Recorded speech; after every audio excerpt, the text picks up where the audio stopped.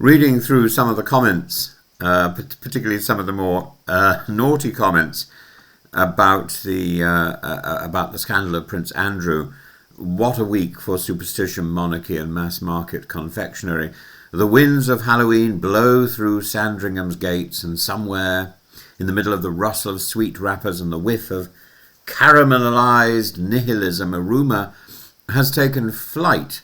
Nostradamus, I don't know how I dare even mention this, but Nostradamus foresaw that the crown shall fall to one not expected to rule. Now, the internet's magniloquent magi insists this points to Prince Harry, the bell-cost prince himself. However, the Prince Andrew, forever tolling his pendulous presumptions this side of the Atlantic, is casting a longer shadow.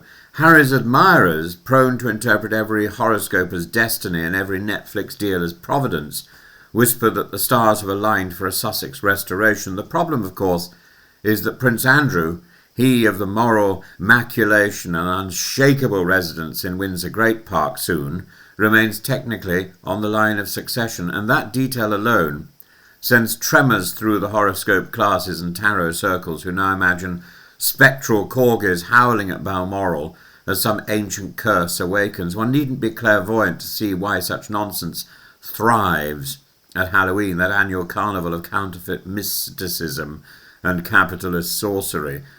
Once upon a sanctified time, this season belonged to solemn remembrance. All Hallows' Eve, the vigil before the Feast of All Saints leading to All Souls' Day, a time to pray for the departed, often considered one of the holiest times in the year, and like Christmas Eve in Russian mythology, this invites the last desperate efforts of the devil and the evil and the goblins to take form. And the church called for intercession. Now Tesco calls for 2-for-1 offers on fun-sized Mars bars. Halloween, in truth, is a commercialized atheism, the hollowed-out husk of faith, reanimated with plastic fangs and polyester capes.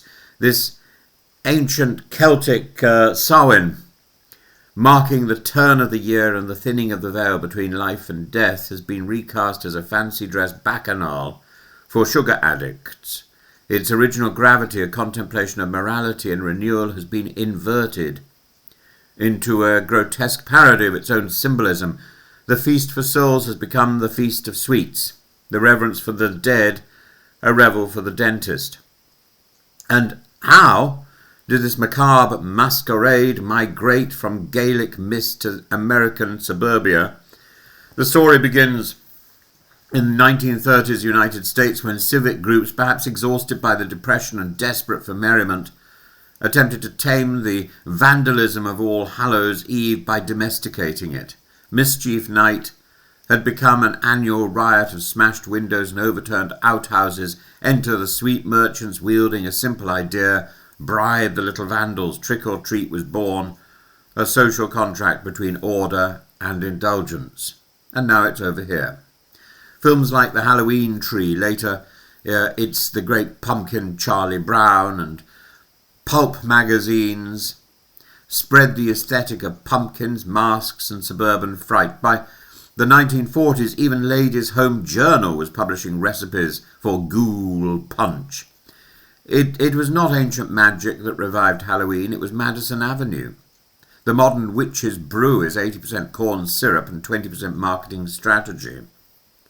In Britain, of course, we once had souling and guising, rituals in which children would sing for cakes or candles to remember the departed, a practice both pious and communal. A penny for the guy was its later cousin, linking fire and memory, Guy Fawkes and judgment, but civic caution, health and safety, and the dimming of collective memory have replaced this with supermarket skeletons and imported customs.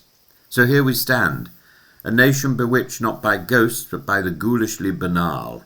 Andrew sulks, Harry preens, Charles carries the weary orb, and Nostradamus is resurrected on TikTok as a political pundit. The prophecy that the crown shall fall to one unexpected may prove less mystical than metaphorical. Perhaps the true heir of modern Britain is not a royal at all, but the consumer enthroned on the sofa, saginating in Sandringham or Swindon, remote in hand, surveying his sugary dominion. The saints are gone, the souls are sold, the pumpkins glow with the false light of late capitalism. Happy Hallowe'en, if one must call it that, the feast of the sweet-toothed dead.